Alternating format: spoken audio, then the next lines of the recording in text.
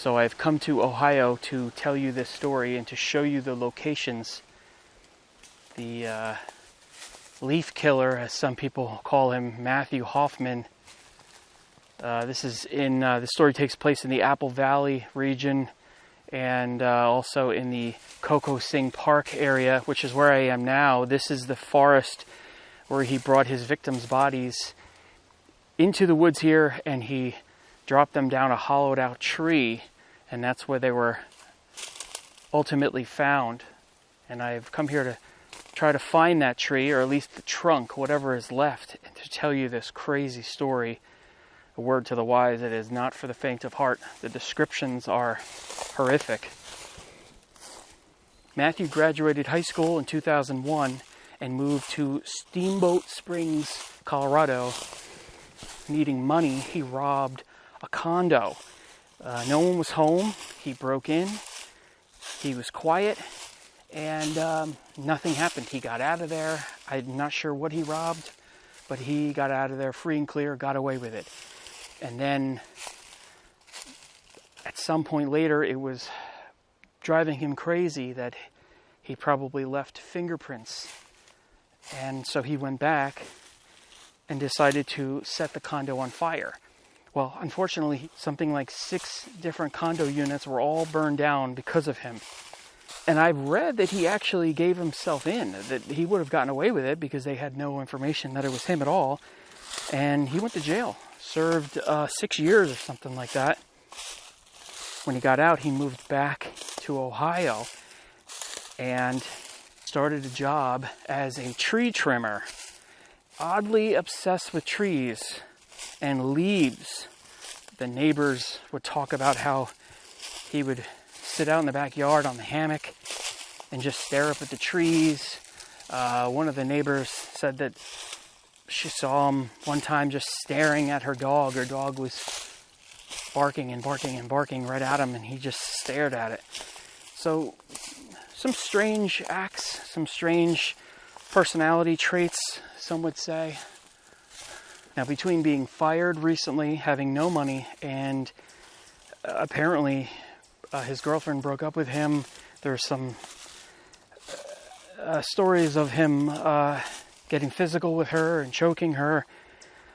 So who knows, but she broke up with him. So he was very much alone and down on his luck and decided that he needed money and he was going to rob another place. So he, unfortunately, targeted a woman's house by the name of Tina Herman. Now, the people living in that house, it was 13-year-old Sarah Maynard and 11-year-old Cody Maynard. Those were her kids, and she lived there with them, just the 3 of them. He actually camped out overnight. For how many nights, we don't know. Possibly just the one night. And waited the next morning until everybody left.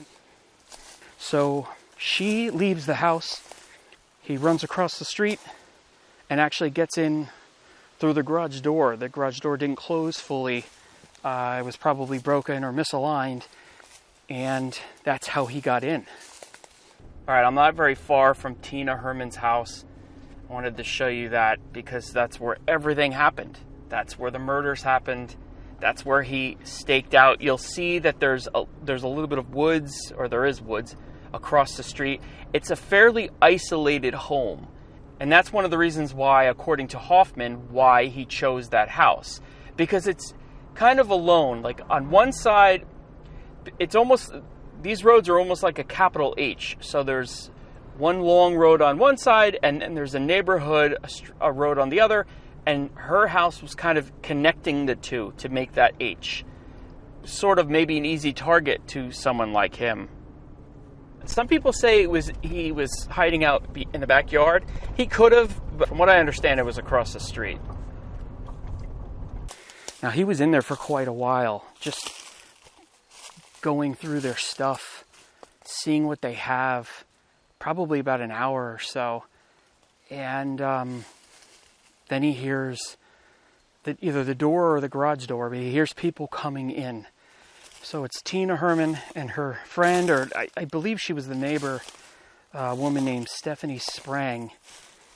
and they come inside. And from their point of view, they come inside. Well, Tina comes inside and there's a strange man in her house. And she tries to run out, and he ran after her, and he hit her with some kind of club or something that he may have had, like a small bat or something like that, and hit her over the head a couple times. And because of that commotion, Stephanie came in, sees what's going on, runs out. She's going to run out of the house. Matthew takes out a hunting knife and stabs Tina and runs after Stephanie, chases her down, catches her, stabs her. He goes back to Tina and he stabs her a few more times. He proceeds to start cutting them up, literally cutting them into smaller pieces to be able to transport them. And he starts putting them in bags, garbage bags, the pieces, and he is putting them in one of the vehicles in the garage so he can get them out of there. So while he's cutting the two of them up, he again hears noise. People entering the house. It's the kids. It's Sarah and Cody. He comes out and surprises them. They're obviously freaked out. They take off in different directions. Sarah runs up the stairs. Cody tries to run outside, and Matthew catches him right by the door, stabs him a number of times, and kills him right there. He then goes upstairs to find Sarah and finds her in her bedroom. And surprisingly, thankfully, he does not kill her. He ties her up with some cord, with some wire that he finds, and goes back downstairs, continues doing what he's doing as far as he's cutting up all those bodies. I don't think Sarah at the time knew what was happening. She didn't see her mother.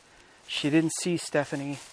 She didn't know that Cody was killed. I mean, she might have had an idea, but I believe she did have concerns about the dog, the family dog, which, yes, he did kill. The dog kept barking, he said, and he stabbed the dog as well. So that's all I'm going to talk about the dog. That's all I'm going to say. But he goes back downstairs, takes her downstairs, puts her in the car with all those bags. So who knows if she really knew what she was stuffed into that car with. You can imagine how horrific that would have been. Now, fast forward later on that day, Tina's longtime employer noticed that she didn't show up for work, and she was concerned. She called the house, no one answered. Called her cell phone, no one answered. And she called the police and asked them to do a welfare check. The police come up to the house. They knock on the door, of course, no one answers the door. And they look in the windows. They don't see anything. Everything looks normal. You know, they don't have a warrant. They're not going to go into the house. So they leave. So her boss decides to take it upon herself. I'm going to go to the house, she says. I'm going to go in. I don't know if she had a key. I don't know if she knew of a window that was open. Maybe she got in the same way through the faulty garage door that was slightly ajar.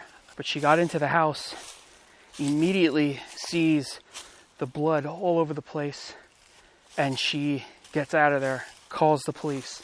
The police come in to the house. They see this horrific scene up in the bathroom.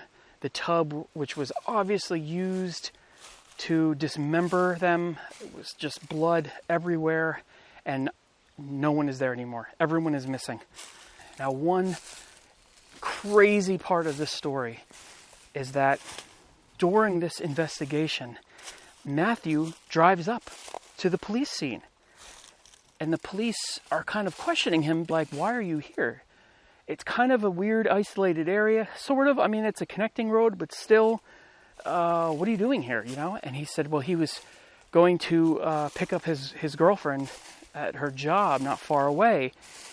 And some say that he had some gasoline with him. I don't know if that was confirmed or not, but the police let him go. But remember, at the time, I mean, they had no reason to keep him. He was just maybe just a looky-loo, just a nosy neighbor. But the weird thing was that the police asked him what his girlfriend's name was. And he said her first name was Sarah. Now remember, Sarah is Tina Herman's daughter. And he could not give them a last name. He said he didn't know his girlfriend's last name because it was a new relationship and he couldn't remember her last name. Very strange things. Of course, we're looking at this in hindsight, but still odd that the police didn't think to, take down his name or his license plate or anything like that. And he left, but he was there to burn that house down. And he was caught by surprise. He didn't know that the police were going to be there. Now, the key element to solving this happened to be sitting in the garage during the investigation. There was a Walmart bag with tarps and heavy-duty garbage bags along with the purchasing receipt. They checked the date and the time of that receipt, checked the camera footage, and saw Matthew on camera, saw him in the store, and saw him leaving in the parking lot. So the police were able to track that stuff back to Matthew Hoffman. He was a little sloppy with that. I mean, this was 1996. I'd say you probably could have gotten away with it, but 2010, there's cameras everywhere. And so they were able to identify who he was at that point. So at that point, they knew exactly who Matthew Hoffman was. His house is right up here on the left. The police surrounded his house. They rammed through the front door, and Matthew was asleep on the couch.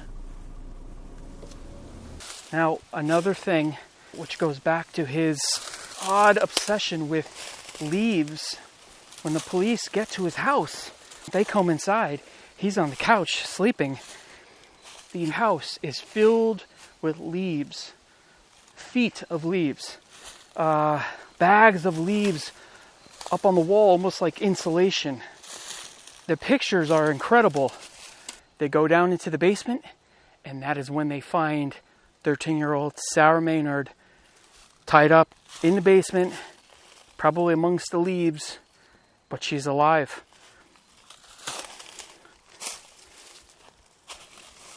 So during all this time, Matthew had been taking multiple trips up here to the Kokosing Wildlife Preserve, about a 30-minute drive from his house. From there, he was parking his car and hiking into these woods with those bags that had Tina and Stephanie and Cody in, and he was dropping them down into a hollowed-out tree. Apparently, he had a very specific tree picked out. It was a beech tree. It was hollowed out. It's kind of a thing with these trees. A lot of times they're hollowed out in the middle, and they're usually a pretty good-sized tree.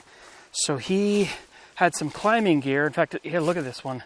This obviously isn't a tree, but you can see how it's hollowed out.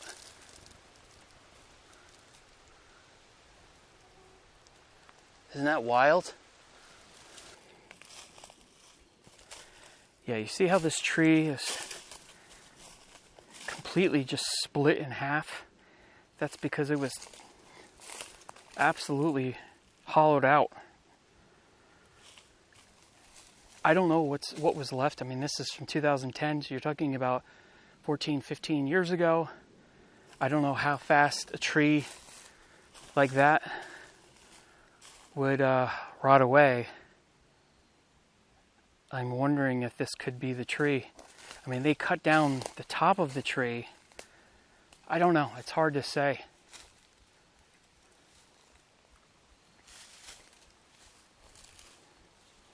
I did not find the tree, but you know what? I'm kind of glad I didn't find the tree. I mean, that could have been the tree that was all rotted out. I really don't know. So not too far from Tina Herman's house and Matthew Hoffman's house. I believe it's right in the middle, actually. This is the cemetery where Stephanie Sprang is buried. Just wanted to show that real quick.